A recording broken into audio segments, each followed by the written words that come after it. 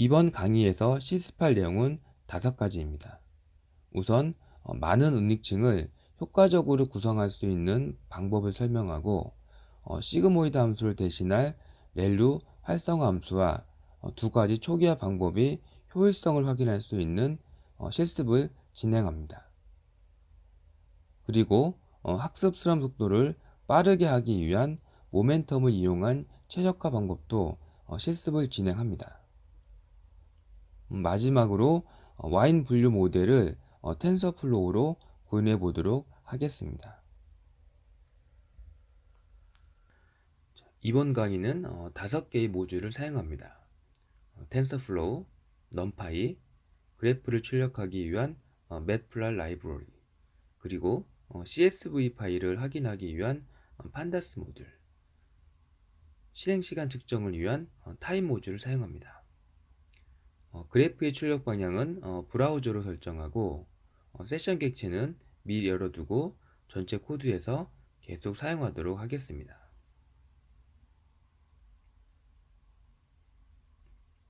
자, 이번 실습에서는 딥러닝 학습에서 사용하는 여러가지 최적화 방법을 알아보고 이를 통해 텐서플로우에서 어떻게 학습을 효율적으로 할 수 있는지 알아보겠습니다. 첫 번째로 딥러닝에서 딥이라는 단어가 내포하는 의미 중 하나는 은닉층의 수가 매우 많아 네트워크가 깊어질 수 있다는 것입니다. 일반적으로 은닉층의 수가 많아지면 좀 더 복잡한 분포를 분류할 수 있습니다. 하지만 이론 부분에서 설명했듯이 은닉층이 많아지면 입력층과 가까운 가중치들은 학습이 되지 않습니다. 실험을 통해 이를 확인해보고 딥 네트워크에 대해서 좀 더 이해해 보겠습니다. 기계학습에서 많이 사용하는 비선형 데이터셋을 사용해 다층 신경망을 학습시켜 보겠습니다. 데이터셋은 scikit-learn 모듈에서 제공하는 makeMoons 함수를 사용합니다. 추가로 이 모듈을 설치하지 않기 위해서 데이터셋을 사전에 numpy의 save 함수로 저장했고 여기서는 데이터셋을 로딩해서 사용하겠습니다. 레이블이 1일 때 빨간색, 0일 때 파란색으로 설정하여 그래프를 출력하면 이와 같은 그래프가 그려집니다. 먼저 다층 신경망을 사용해 학습시켜 보겠습니다. 학습률 0.1입니다. 2차원 데이터셋이기 때문에 X는 논바이 행렬로 만들고 출력은 0과 1로 이루어졌기 때문에 Y는 논바이 1 행렬로 정의합니다. addLayer 함수는 입력 데이터 X와 은닉층의 노드 수를 입력받아 신경망 네트워크를 구성하는 함수입니다. 4개의 은닉층을 사용한 다층 신경망은 이와 같이 구성할 수 있습니다. 입력 차원이 2로 작기 때문에 은닉층 노드 수는 모두 5로 고정했습니다. 코스트 함수는 활성화 함수로 시그모이드를 사용하기 때문에 로지스틱 회계에서 사용한 로그 기반 함수를 사용했습니다. 출력값이 0.5보다 크면 1로 예측하고 학습 데이터의 레이블과 비교해서 정확도를 구합니다.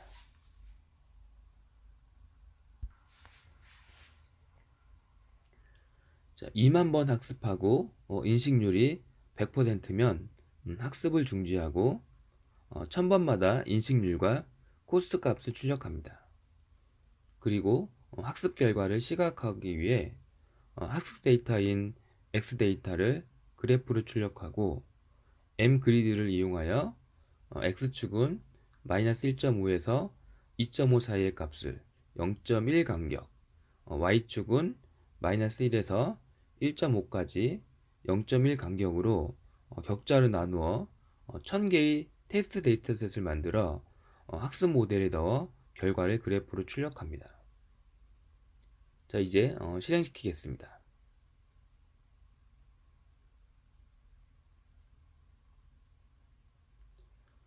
학습이 될수록 인식률이 높아지고, 자, 일반적으로 10,000번 정도 학습하면 인식률이 100%가 됩니다.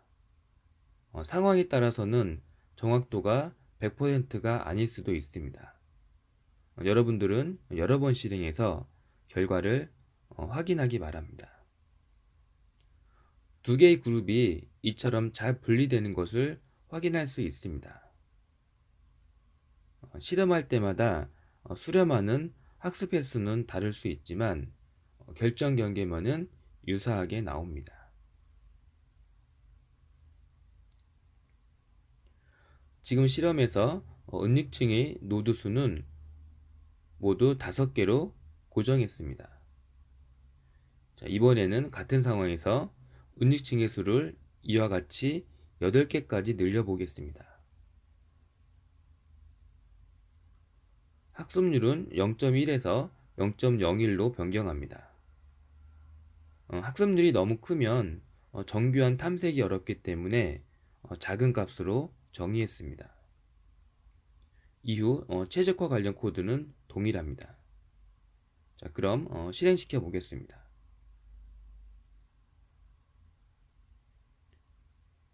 학습이 진행됨에 따라 정확도가 올라가지만 이전과는 달리 어느 정도 선에서 더 이상 향상되지 않습니다. 결정 경계면을 보더라도 학습이 잘 안 됐다는 것을 확인할 수 있습니다. 상황에 따라 학습이 될 수도 있고 안 될 수도 있습니다. 하지만 평균적으로 학습이 안 되는 경우가 대부분입니다. 전혀 학습이 안 될 수도 있고 인식률이 80%에서 더 이상 개선이 안 될 수도 있습니다. 자, 이렇게 은닉층의 개수 8개, 노드수 5개만 되어도 신경망 학습이 제대로 이루어지지 않는다는 것을 확인할 수 있습니다. 이번 예제에서는 시그모이드 함수를 렐루 함수로 바꾸어서 동일 조건에서 실행해 보겠습니다. 렐루 함수를 사용하는 addLayer 렐루 함수를 정의했습니다. 적절한 초기화가 이루어지지 않으면 렐루 함수가 동작하지 않기 때문에 먼저 렐루가 아닌 리키 렐루 함수를 사용하겠습니다. 7개의 은닉층을 정의했고 마지막 출력층은 일반적으로 렐루가 아닌 시그모이드 활성화 함수를 사용해 출력값을 0에서 1로 제한합니다. 자, 렐루 함수는 시그모이드 함수와는 달리 출력 범위가 0에서 1로 제한되지 않기 때문에 로그 0이 계산되는 것을 막기 위해 매우 작은 값 10의 마이너스 10승을 더한 것을 눈여겨보시기 바랍니다. 나머지 코드는 동일합니다. 최대 학습 횟수를 만으로 하고 정확도가 100%면 학습을 종료하도록 했습니다. 실행해서 정확도와 결정 경계면을 확인해 보겠습니다.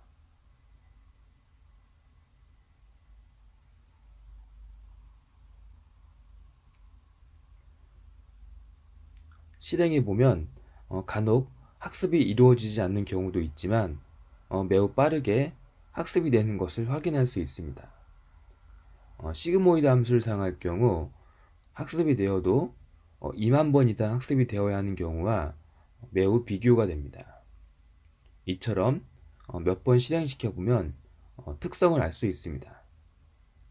은닉층이 많아져 결정 경계면이 좀 더 복잡해지는 것도 확인할 수 있습니다. 자, 여러분은 여러 번 실행시켜서 결과를 확인하기 바랍니다. 이후에 힐을 사용한 초기화 방법과 아담 최적화를 사용한 방법을 사용해 이 예제를 조금 더 실습하도록 하겠습니다. 자, 이번에는 초기화 문제를 살펴보겠습니다.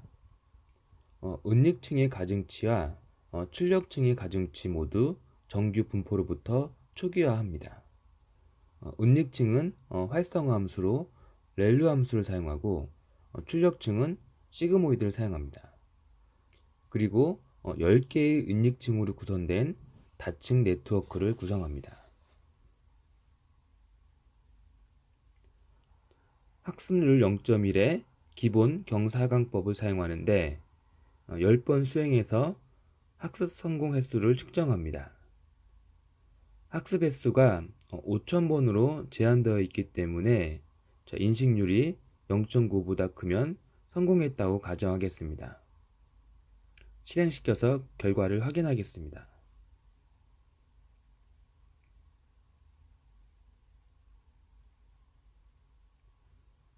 수렴 횟수가 매우 작습니다. 거의 학습이 안 되고 있습니다.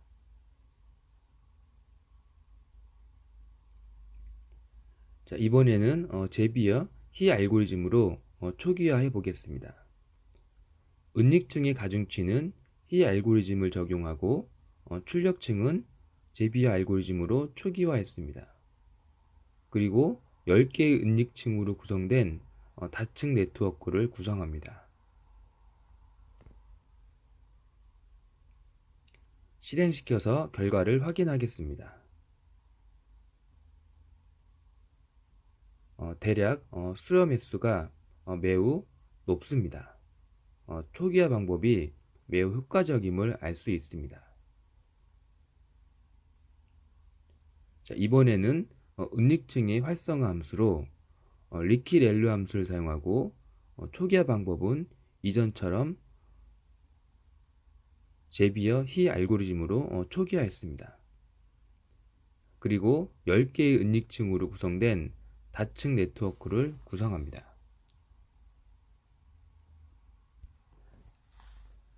자, 실행시켜서 결과를 확인하겠습니다.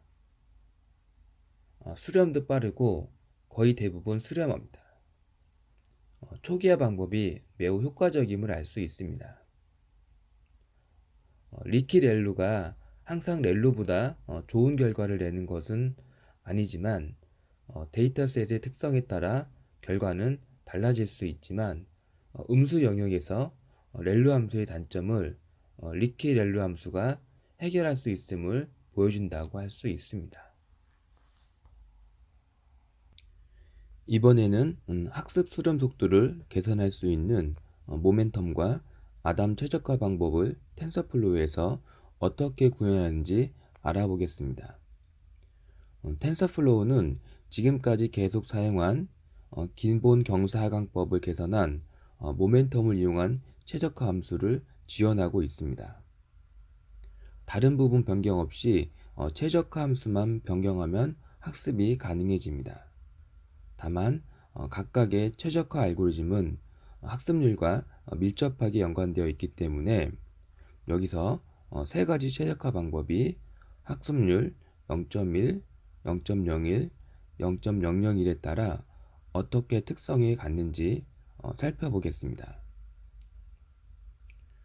활성화 함수로 리키렐로 함수를 사용하고 가중치 초기화는 출력층에 대해서 제비어, 은닉층에 대해서 히 방법으로 초기화했습니다. 자, 그리고 이와 같이 10개의 은닉층으로 구성된 다층 네트워크를 구성합니다. 우선 학습률 0.1의 기본 경사하강법에 대한 실험입니다. 10번 수행해서 평균을 측정해서 분석하겠습니다.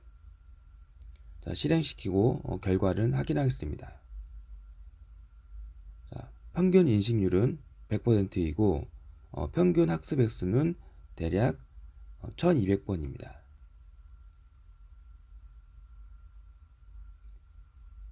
이제 학습률 0.01의 기본 경사하강법에 대한 실험을 진행합니다. 학습률이 작기 때문에 수렴 횟수가 매우 커진 걸 알 수 있습니다. 이제 학습률 0.001의 기본 경사하강법에 대한 실험을 진행합니다. 평균 인식률 67%, 평균 학습 횟수는 5000번입니다. 학습률이 작기 때문에 5000번의 학습 횟수로는 학습이 불가능하기 때문에 평균 인식률은 낮아지고 평균 학습도 크게 증가했습니다. 이번에는 모멘텀 최적화 방법을 알아보겠습니다.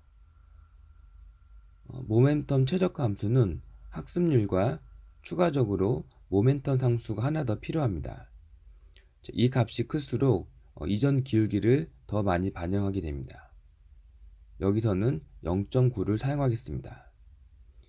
이제 학습률 0.1에 모멘텀 최적화에 대한 실험을 진행합니다.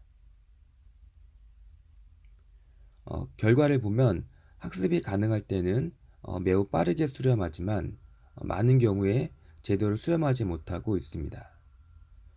이는 학습률이 높은데 거기에 운동량까지 더해져서 정밀하게 최적화가 안 되고 있기 때문입니다. 이제 학습률이 0.001에 모멘텀 최적화에 대한 실험을 진행합니다. 결과를 보면 인식률도 높고 학습 횟수도 기본 경사광법에 비해 매우 적은 것을 확인할 수 있습니다. 자, 이제 학습률 0.001에 모멘텀 최적화에 대한 실험을 진행합니다. 매우 천천히 학습이 진행되기 때문에 학습 횟수는 크게 증가했습니다. 따라서 너무 작은 학습률은 적합해 보이지 않습니다. 마지막으로 아담 최적화 방법을 알아보겠습니다. 아담 최적화 함수는 내부적으로 모멘텀을 사용하긴 하지만 별도의 모멘텀 상수를 필요로 하지는 않습니다. 학습률 0.1에 아담 최적화에 대한 실험을 진행합니다.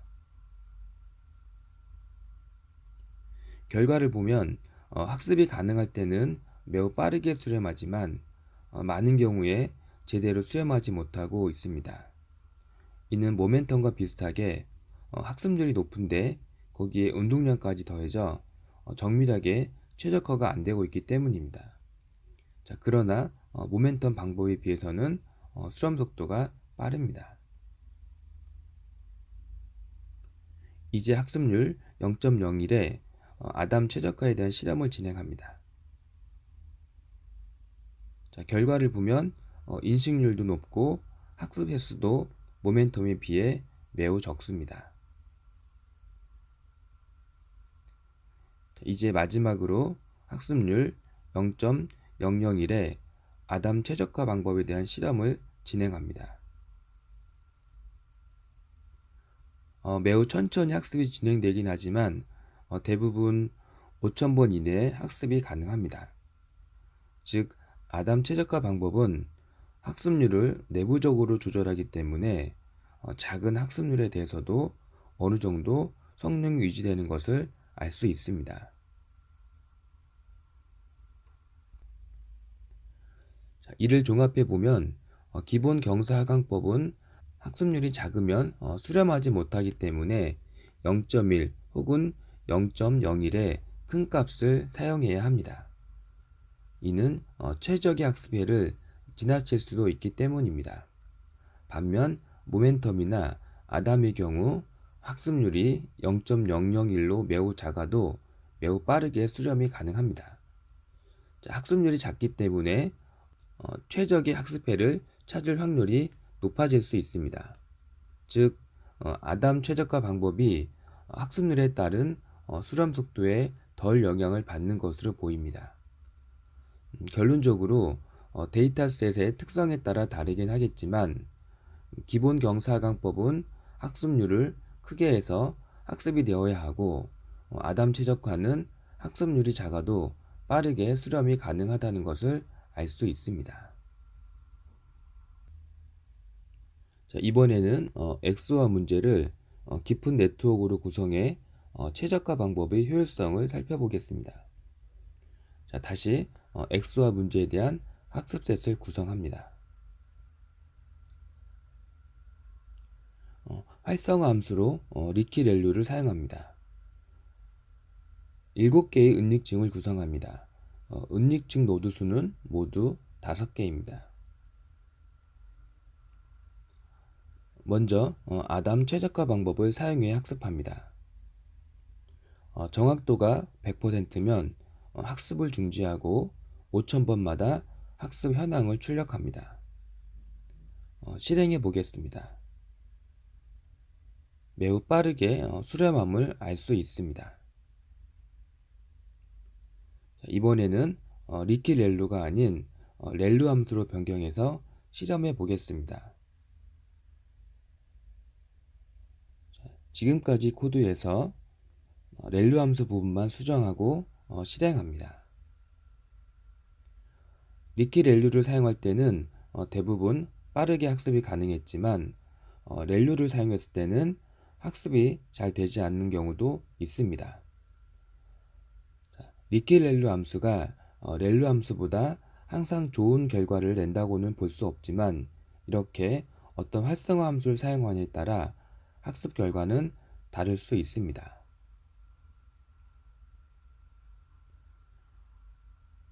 엑스와 분포보다 조금 더 복잡한 메이크 문셋을 가지고 실험해 보겠습니다. 다시 한번 메이크 문셋을 로딩합니다. 활성화 함수로 리키 렐루 함수를 사용합니다. 따라서 제비의 방법으로 가중치를 초기화합니다. 8개의 은닉칭을 사용하고 노드 수는 모두 5개입니다. 학습률 0.01로 아담 최적화 방법을 사용합니다. 인식률이 100%면 학습을 중지합니다. 완료 후에 결정 경계면을 출력합니다. 자, 이제 실행시켜서 학습 횟수와 결정 경계면을 살펴봅니다. 매우 빠르게 수렴함을 알 수 있습니다. 그리고 은닉칭의 수가 많기 때문에 결정 경계면도 다양하게 출력되는 것을 알 수 있습니다. 여러 번 테스트를 해서 결과를 살펴보기 바랍니다. 자, 코드에서 아담 최적화 대신 기본 경사 하강법을 사용해 실험해 보겠습니다. 나머지 코드는 동일하고 실행시켜 보겠습니다. 실행해 보면 100% 학습이 안 될 때도 있고 될 때도 있지만 수렴 속도가 느림을 알 수 있습니다. 자, 실제 데이터셋을 사용해 이번 강의에서 배운 내용을 적용해 보겠습니다. 와인 퀄리티 데이터셋은 13개의 화학 성분을 측정해 3개의 와인 종류를 분류하는 데이터셋입니다. 이 중 6개의 측정값과 레이블로 구성된 서브셋인 wine7.csv 파일을 사용하겠습니다. 자, 먼저 파일을 읽고 데이터셋의 구조를 설명하겠습니다. 141개의 데이터로 구성되어 있고 6개의 측정값, 자, 레이블은 1, 2, 3으로 이루어져 있습니다. 판다스 모듈을 사용해 처음 5개 데이터를 테이블로 출력하면 이와 같습니다. 6번째 특징의 경우 값이 매우 크기 때문에 정규화가 필요합니다. 자, 이 데이터셋을 학습 데이터 X 데이터와 Y 데이터로 분할합니다. 딤은 특징 개수 6입니다. X 데이터는 6개의 특징을 사용하고 각 특징별로 최대값으로 나누어 모든 값을 0에서 1로 정규화합니다. 레이블은 1, 2, 3이기 때문에 마이너스 1을 해서 0, 1, 2로 변경합니다. 학습 데이터가 6개의 특징을 사용하기 때문에 X 행렬의 크기는 non by dim입니다. 레이블 데이터는 1차원 벡터로 정의되어 있기 때문에 y는 크기를 모르는 1차원 non으로 정의합니다. 3개의 클래스로 분류해야 되기 때문에 원핫 인코딩으로 데이터를 표현해 줍니다. add layer 렐로 함수는 이전과 같습니다. 가중치 제비어 방법으로 초기화하고 활성화 함수로 렐로를 사용합니다. add output layer는 출력층을 구성하는 함수인데 toClass 문제일 때는 출력층은 출력값을 0에서 1 사이로 값을 출력하는 시그모이드 함수를 사용하지만 멀티클래스에서는 소프트맥스 함수를 적용하기 때문에 시그모이드 함수가 적용되지 않은 wx 플러스 b를 출력합니다. 두 개의 은닉층을 사용하는데 데이터의 특징이 6개이기 때문에 은닉층의 노드수는 15개로 늘렸습니다. 자, 그리고 코스 함수는 소프트맥스를 사용하기 때문에 크로스 엔트로피 함수로 정의했습니다. 학습률 0.01로 해서 아담 최적화 방법으로 학습하고 예측값과 인식률을 계산합니다. 최대 2만 번 학습을 수행하고 인식률이 100%일 때 중지하고 500번마다 학습 횟수, 인식률, 코스 값을 출력합니다. 자, 이제 실행해 보겠습니다.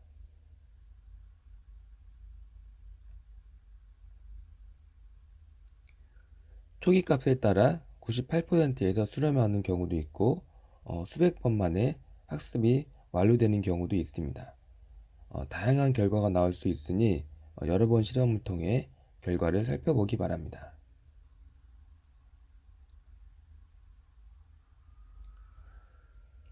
이 코드에서 최적화 방법을 기본 경사하강법으로 변경했습니다. 실행해 보겠습니다. 학습이 매우 느리고 2만 번을 학습해도 학습이 완료되지 않을 수도 있습니다. 따라서 기본 경사하강법보다는 아담 최적화 방법을 사용하는 것이 훨씬 더 효율적임을 알 수 있습니다.